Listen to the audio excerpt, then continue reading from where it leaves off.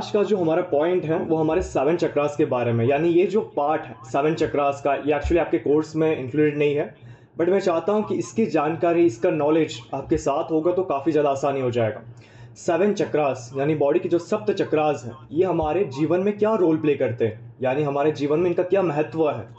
7 चक्रास आपके वास्तु दोष, numerology, astrology, कोई भी ऑकल्ट साइंस पकड़ लीजिए, वो सब आपके जीवन में प्रभाव कैसे देते हैं। जैसे वास्तु में कोई साउथ ईस्ट डिफेक्टिव है, एस्ट्रोलॉजी में कोई 8वें घर में बैठा है, न्यूमरोलॉजी में कोई नंबर मिसिंग है, तो वो नेगेटिव एनर्जीज आपके शरीर पे, आप पे वो कैसे अफेक्ट करेगा, उसको एक जरिया यानी एक मिड पॉइंट चाहिए, वो होगा आपका 7 चक्रास।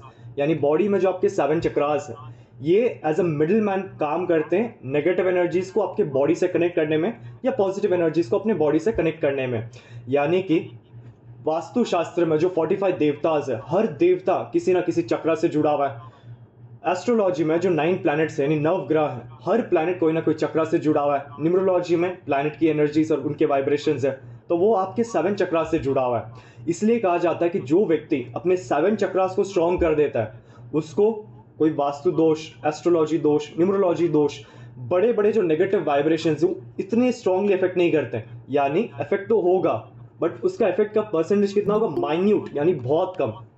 सो इसलिए कहा जाता है कि 7 चक्रास है, उन्हें आप स्ट्रॉन्ग कर लीजिए, जिससे ऑटोमेटिकली ओवरऑल जो वाइब्रेशन है वो स्ट्रॉन्ग हो जाता है। ऐसे हम कहते हैं ना कि इसको दृष्टि लग गई है, इस पर नजर आ गई है। ये सारे दृष्टि नजर मिडिल क्लास या उन लोगों को क्यों लगता है, दुनिया के सबसे अमीर आदमी भी है, उनको तो ज़्यादा नज़र लगनी चाहिए, क्योंकि उनके बारे में तो हर दिन कोई ना कोई बात कर रहा है। बट उनको इतना स्ट्रॉन्ग इफेक्ट क्यों नहीं करता वो नेगेटिव एनर्जीज, क्योंकि वो अपने 7 चक्रास को या तो कर्मास के द्वारा, मेडिटेशंस के द्वारा, अपने लॉ ऑफ अट्रैक्शन के द्वारा, अपने थॉट प्रोसेस, यानी ये सारे अलग अलग मेथड्स हैं। 5th मेथड हमारा क्रिस्टल्स है, यानी इन 5 मेथड से वो अपने 7 चक्रास को इतना स्ट्रॉन्ग कर चुके हैं कि कोई भी बाहर की नकारात्मक ऊर्जा, नेगेटिव एनर्जीज उनके बॉडी से कनेक्ट नहीं होता है।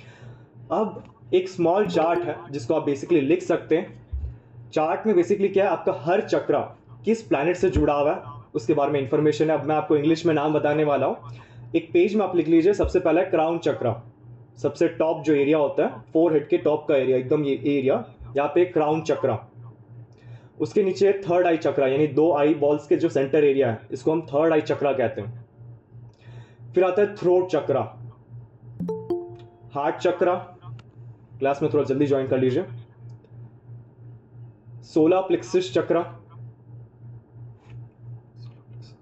फिर सैक्रल चक्रा, और लास्ट है रूट चक्रा। ये 7 चक्रास है। सबसे टॉप का जो चक्रा है वहां पे प्लैनेट लिखिए जुपिटर। ये जो मैं आपको बता रहा हूं ये ओवरऑल है, जैसे हम कहते ना कि जनहित पे जा रही है, यानी सबके लिए एक जैसा है। हम आगे जेमिनी एस्ट्रोलॉजी थोड़ा सा हम इसमें कनेक्ट करेंगे कि पर्टिकुलर आपके लिए, अब ये जो चीज़ है ये तो बेसिक्स है, सबके लिए सेम नहीं होता है, बट हम ऐसे कहते हैं सबके लिए लगभग एक जैसा ही है। बट जेमिनी एस्ट्रोलॉजी में एक्यूरेसी कि आपके लिए फर्स्ट चक्रा पे कौन सा प्लैनेट है वो डिटेल में हम सीखने वाले हैं। तो फर्स्ट चक्रा पे आप जुपिटर लिख दीजिए। 3rd आई चक्रा, उस पर आप लिखिए सैटर्न यानी शनि ग्रह। जो थ्रोट चक्रा है वहां पे मर्क्यूरी यानी बुध ग्रह। जो हमारा हार्ट चक्र है यहाँ पे आप मून लिख सकते हैं, चंद्र वाइब्रेशंस। फिर सोलर प्लेक्सस येलो कलर है, तो जो सन है, सूर्य ग्रह, वहां पे आप सोलर प्लेक्सस के आगे लिख सकते हैं। फिर आता है वीनस, और लास्ट में आता है मार्स, यानी वीनस सैक्रल चक्रा हो गया, और मार्स एकदम रूट चक्रा यानी जो बेस है, जो प्योर रेड कलर है, वो आपका मार्स प्लैनेट है। इसका मतलब क्या है कि सपोज अगर आपके नॉर्थ वेस्ट में कुछ ना कुछ प्रॉब्लम है, अगर आपका हार्ट चक्र स्ट्रांग होगा तो मून के जो नेगेटिव वाइब्रेशन है वो आपके जल्दी कनेक्ट नहीं होगा। ऐसा होता है ना कि फैमिली में 4 लोग रहते हैं लेकिन प्रॉब्लम एक ही सदस्य को आ रहा है, वो क्यों आता है, क्योंकि उसका चक्र या तो इम्बैलेंस है, बैलेंस है, स्ट्रांग है, तो वो कुछ हद तक उसे प्रोटेक्ट कर लेगा, उससे बचा लेगा। बट अगर कमजोर है तो सबसे पहले उसी पे हावी होगा। सो आप प्लैनेट्स को चक्रास के अनुसार आप लिख सकते हैं। अब थोड़ा सा जेमिनी एस्ट्रोलॉजी हम सीख लेते हैं। इसमें मैं आपको कंप्लीट डिटेल में नहीं सिखाने वाला हूं, बस 7 चक्रा से कैसे रिलेट होता है। आप कोई भी एस्ट्रोलॉजी ऐप जिसमें आप अपना कुंडली निकाल सकते हैं, हॉरोस्कोप निकाल सकते हैं, जैसे कि एस्ट्रो सेज हो गया, एस्ट्रो टॉक्स हो गया, उनमें आप क्या कर सकते हैं, या ज्योतिष ऐप हो गया, उनमें आप अपने हॉरोस्कोप निकाल सकते हैं, कुंडली निकाल सकते हैं। कैसे निकालना है, जस्ट उनके सॉफ्टवेयर को डाउनलोड कीजिए, ऐप को डाउनलोड कीजिए, अपना नाम, date of birth, time of birth, place of birth लिखने के बाद आपके सामने अपना एक चार्ट आ जाएगा, एक कुंडली आ जाएगा जो 9-12 घनों को होगा, यानी 12 हाउसेस होंगे। ये हम आगे एस्ट्रोवास्तु में सीखने वाले हैं, बट अभी छोटा सा ग्लिम्स दे रहा हूँ।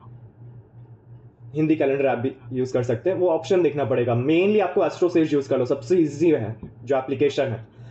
आप जैसे ही अपना लगन चार्ट ओपन करेंगे, उसमें आप जैसे स्क्रॉल कीजिए, चार्ट्स को स्क्रॉल कीजिए, तो हर प्लैनेट के आगे कुछ डिग्रीज लिखे रहेंगे, यानी 1 डिग्री 20 मिनट्स, 5 डिग्रीज 18 डिग्रीज, ऐसे हर प्लैनेट के आगे कुछ ना कुछ डिग्रीज लिखे होंगे।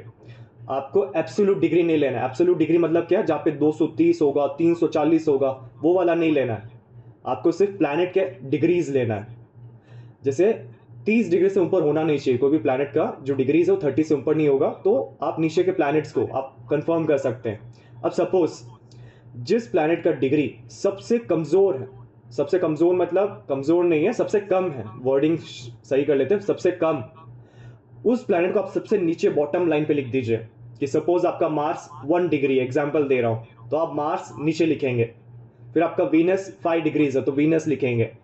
फिर मर्क्यूरी 6 डिग्रीज का है तो वीनस के ऊपर आप मर्क्यूरी लिखेंगे। तो इस तरीके से आप लीस्ट से हाईएस्ट डिग्री तक जो भी प्लैनेट है ऐसे सीरीज से आप लिखेंगे, और ये आपका चार्ट बन गया है। यानी आपका जो सबसे कमजोर, यानी कमजोर नहीं कह सकता, सबसे लीस्ट डिग्री का जो प्लैनेट है वो आपका रूट चक्र से जुड़ा हुआ है। सेकेंड लीस्ट आपके 16 नहीं सैक्रल चक्र से जुड़ा हुआ है, उससे थोड़ा ज्यादा 16, फिर हार्ट, फिर थ्रोट, फिर थर्ड आई और फिर क्राउन चक्रस।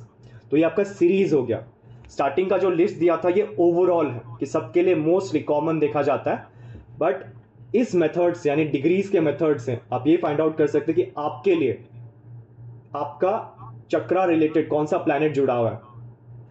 अब इस पर थोड़ा और हम सीख लेते हैं। 7 चक्रास की बात कर रहे हैं तो 7 चक्रास में जो रूट चक्र है ये आपके ट्रस्ट से जुड़ा हुआ है, यानी जो भरोसा है। जिस व्यक्ति का भरोसा कमजोर होता है एक दूसरे पे, उसका रूट चक्र हमेशा कमजोर हो जाता है। या ऐसे कह सकते हैं कि जब उसे धोखा मिलता है ना किसी व्यक्ति से, तो उसका जीवन का जो स्टेबिलिटी है वो खत्म हो जाता है। रूट क्या है, बेस है 7 चक्रास का। सो ट्रस्ट आपके रूट चक्र से जुड़ा हुआ है। इन एडिशन फिर आप नेक्स्ट चक्र, उसके ऊपर जो सैक्रल चक्र है वो हो गया आपका जो सेक्स रिलेटेड काम है या फिर जो क्रिएटिविटी है, वो आपके स्वादिष्टान चक्र हिंदी में कहते हैं, एंड सैक्रल चक्र उस सैक्रल चक्र से जुड़ा हुआ है। ऐसे होता है ना कि बच्चा जब छोटे होते हैं तो उनमें एक्चुअल में चक्रास बहुत स्ट्रांग होते हैं, लेकिन जैसे जैसे वो बढ़ते हैं आप क्या करते हो, उनकी क्रिएटिविटी उनसे खींच लेते हो, इसीलिए उनके जीवन में कुछ ना कुछ ब्लॉकेजेस आ जाते हैं।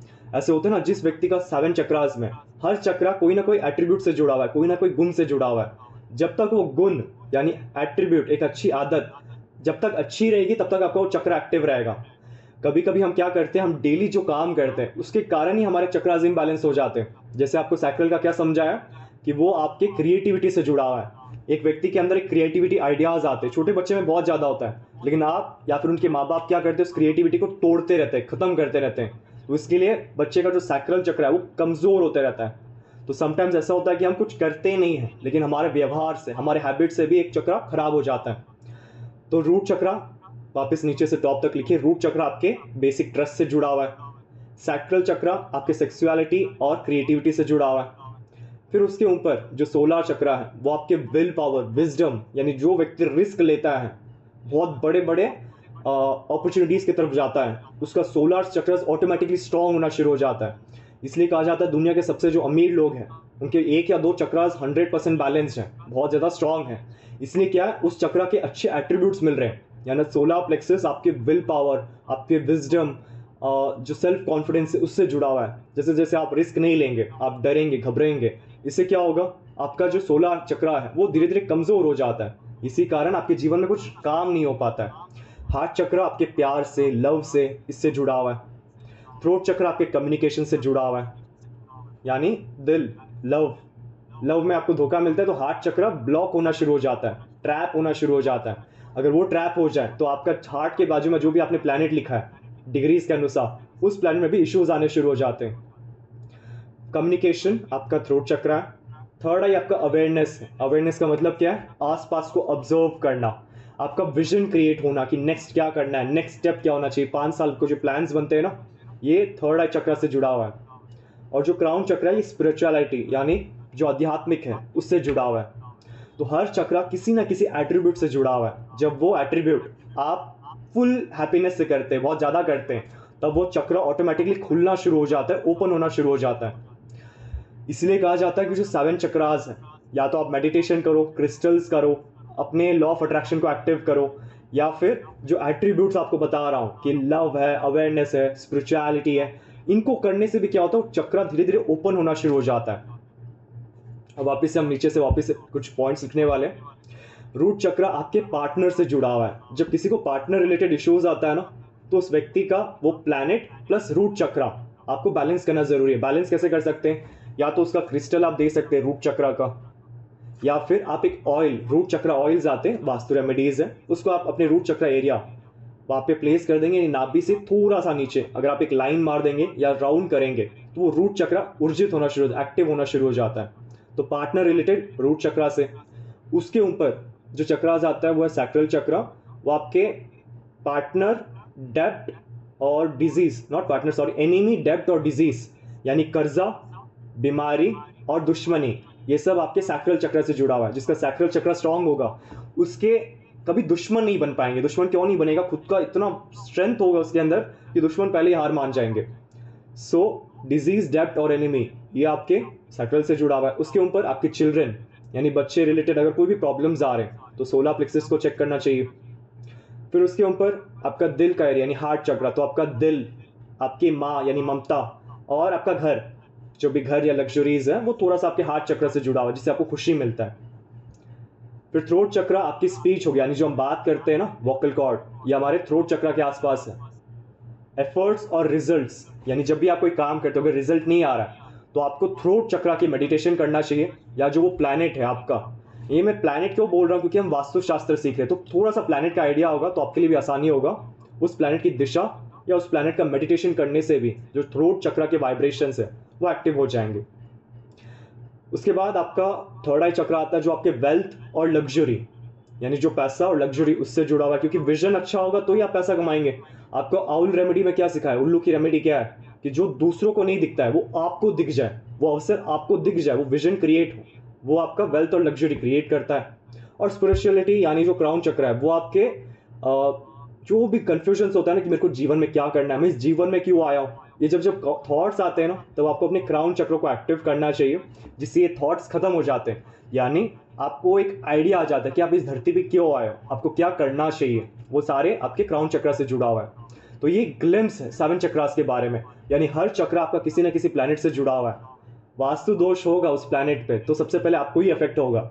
इफेक्ट नहीं होने के लिए हम क्या कर सकते हैं? मेडिटेशन, क्रिस्टल्स, चक्र के ऑयल्स हो गए, लॉ ऑफ अट्रैक्शंस हो गया, मंत्रास हो गए, हर एक चक्र का मंत्रास है, बीज मंत्र होता है, उसे चैंट करने से भी वो चक्र स्ट्रांग होना शुरू हो जाता है। सो ये हो गया एक 7 चक्र का ग्लिम्स। ये एक्चुअली इस कोर्स में इंक्लूडेड नहीं था, बट कल हमने थोड़ा सा 7 चक्रास के बारे में डिस्कस किया, तो मैं चाहता हूँ कि आप इस चीज़ को भी ज़रूर सीखें, ताकि जब कोई प्रॉब्लम्स आए, हेल्थ रिलेटेड, वेल्थ रिलेटेड, कुछ भी प्रॉब्लम्स आए, तो आप चक्र के द्वारा भी, यानी जो चक्रास आते हैं रिलेटेड, उससे रिलेटेड भी आप क्लाइंट को रेमेडी दे सकें। तो ये आपका एक प्लस पॉइंट हो गया कि हम वास्तु तो ज़रूर चेक करेंगे, बट एक रेमेडी देने से भी उनको अच्छे रिजल्ट्स मिलने शुरू हो जाएंगे।